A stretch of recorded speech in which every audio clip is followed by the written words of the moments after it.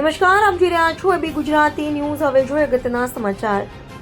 તાલુકા પંચાયત ચૂંટણીમાં ત્રિકોણીય જંગ. ઇલોલ ગામમાં રાજકીય તાપમાન ઊંચું. સાબરકાંઠા જિલ્લાના હિંમતનગર તાલુકાના ઇલોલ ગામમાં તાલુકા પંચાયતની ચૂંટણીને લઈને રાજકીય માહોલ ગરમાયો છે. અહીં એક જ સીટ માટે ભાજપ, કોંગ્રેસ અને અપક્ષ ઉમેદવાર વચ્ચે ત્રિકોણીય મુકાબલો સર્જાતા ચૂંટણી જંગ રસપ્રદ બની ગયો છે. મળતી માહિતી મુજબ ત્રણેય પક્ષના ઉમેદવારો મજબૂત દાવેદારી સાથે મેદાનમાં ઉતર્યા છે. ખાસ કરીને અપક્ષ ઉમેદવાર પણ જોરદાર ટક્કર આપી રહ્યા હોવાથી મતદાનનો માહોલ વધુ જ રસપ્રદ બન્યો છે.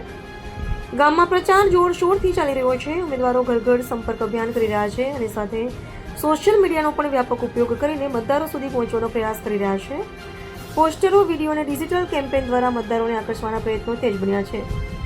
ચૂંટણીને ધ્યાનમાં રાખીને સાબરકાંઠા કલેક્ટર દ્વારા જિલ્લામાં પ્રતિબંધાત્મક હુકમ જાહેર કરવામાં આવ્યો છે, જેથી મતદાન પ્રક્રિયા શાંતિપૂર્ણ અને નિષ્પક્ષ રીતે પૂર્ણ થઈ શકે.